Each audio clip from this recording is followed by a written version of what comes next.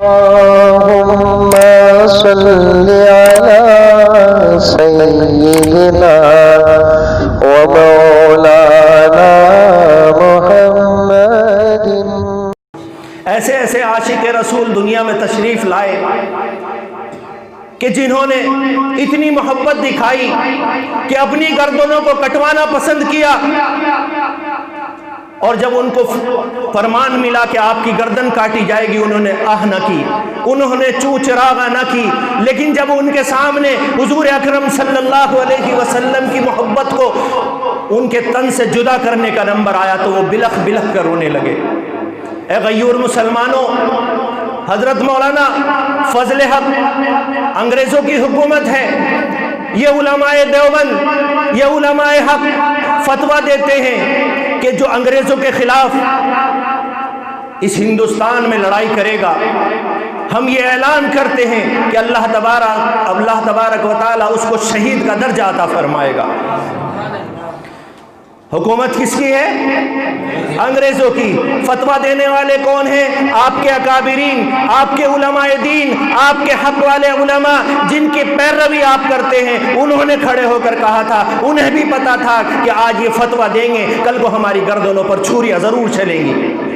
لیکن انہوں نے اس بات کی پرواہ نہ کی، کیونکہ ہم ملک کے بھی پیارے ہیں، ہمارا ملک ہمارے لیے ہماری جانوں سے زیادہ پیارا ہے۔ اگر ہمارے ملک پر کبھی کوئی آنکھ اٹھا کر دیکھتا ہے تو اللہ کی قسم ہمارے علماء اس سے بھی پیچھے نہیں ہٹتے کہ اگر ضرورت پڑے سرحدوں پر، اگر ضرورت پڑے ہمارے ملک کو، ہمارے نوجوانوں کی، ہمارے بوڑھوں کی، تو بتاؤ ہم تیار ہیں کہ نہیں؟ اسی لیے یہی کلمے کا تقاضا ہے کہ ہم نے اپنے ایمان کے لیے بھی جان دے سکتے ہیں اور اپنے وطن کے لیے بھی جان دے سکتے ہیں۔ جیسا وطن پیارا ہے ویسے ہی ایمان بھی پیارا ہے۔ حضرت مولانا فضل حق رحمۃ اللہ علیہ خیر آبادی جب انگریزوں نے سنا کہ علماء دیوبند نے یہ فتویٰ دیا ہے کہ انگریزوں کے خلاف لڑنے والے کو شہادت نصیب ہوگی، تو حضرت مولانا فضل حق کو گرفتار کر لیا گیا خیر آباد سے، آپ کے پیروں میں بیڑیاں ڈال دی گئی، جیل خانے میں لے جایا گیا، اور 2-4 روز کے بعد آپ کو فیصلہ سنا دیا گیا کہ آپ کو پھانسی ہوگی۔ حضرت مولانا کو جب ایک انگریز یہ سمن لے کر آیا، یہ کاغذ لے کر آیا کہ حضرت آپ کو کل صبح پھانسی ہونی ہے، تو حضرت مسکرائے کہ الحمدللہ الحمدللہ، میں بھلے قربان ہو جاؤں، مجھے تو اللہ شہادت کا درجہ دے دے گا، لیکن میرا ملک ایسا ہے کہ جس کے لیے میری جان کام آ گئی۔ لیکن اتنی بات سننی تھی، انگریز کو یہ بڑا ناگوار گزرا کہ ایک شخص کو پھانسی کا حکم ہو رہا ہے اور وہ مسکرا رہا ہے، وہ ہنس رہا ہے۔ کہنے لگا وہ مولوی، یہ ہنسنے کی بات ہے کہ تجھے کل صبح کو پھانسی ہونی ہے، کل صبح کا سورج تجھ کو دیکھنا نصیب نہ ہوگا اور تو آج ہنس رہا ہے۔ کہنے لگا ہاں، مجھے اس بات پر فخر ہے کہ میری جان میرے وطن کے کام آ گئی، اس لیے مجھے فخر ہے، اور یہ بھی فخر ہے کہ میری جب جان جا رہی ہوگی میری زبان پر کلمہ لا الہ الا اللہ بھی ہوگا۔ ابھی موت کا وقت نہیں آیا۔ انگریز نے یہ بات سنی، اپنے افسر سے جا کر کہا کہ وہ مولوی تو پاگل ہو گیا، اس نے موت کی خبر سنی تو ہنسنا شروع کر دیا۔ انگریز نے کہا کہ اچھا ٹھیک ہے۔ کچھ دیر کے بعد جیلر آیا، کہنے لگا مولانا فضل حق،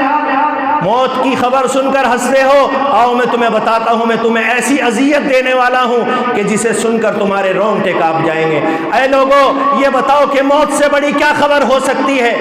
موت سے اوپر کیا ہو سکتا ہے؟ اگر موت آ گئی ہو، موت آنی ہو، موت لکھ دی گئی ہو، اب اس سے اوپر کیا بچتا ہے؟ لیکن ایسے لوگ بھی تھے، عاشق رسول ایسے بھی دنیا میں آئے ہیں کہ جب اس جیلر نے کہا مولانا فضل حق، موت کی پھانسی کو سن کر مسکرا رہے ہو، اب میں تمہیں وہ سزا دینے والا ہوں کہ تمہارے رونگٹے کانپ جائیں گے۔ جیلر کہتا ہے کہ اب تمہارے تن پر، تمہارے چہرے پر جو داڑھی ہے میں اس کو کٹواتا ہوں۔ تو حضرت نے جیسے ہی یہ سنا رونے لگے، زار و قطار رونے لگے کہ اے بدبخت، تو یہ میرے ساتھ کیا کرنا چاہتا ہے؟ جیلر نے ایک نہ سنی، نائی کو بلایا گیا، اس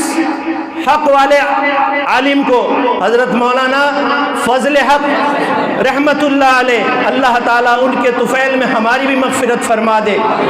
نائی نے داڑھی کاٹ دی،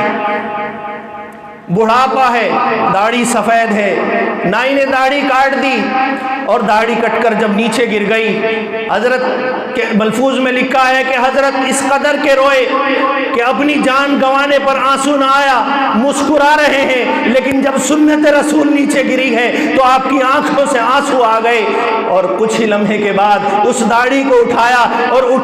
اٹھانے کے بعد اس کا بوسہ دیا کہ اے داڑھی تجھے مبارک ہو، تو میرے محبوب کی سنت ہے، میں کام آیا ہوں یا نہ آیا ہوں، میرے وطن پہ سب سے پہلے قربانی تو نے دی ہے۔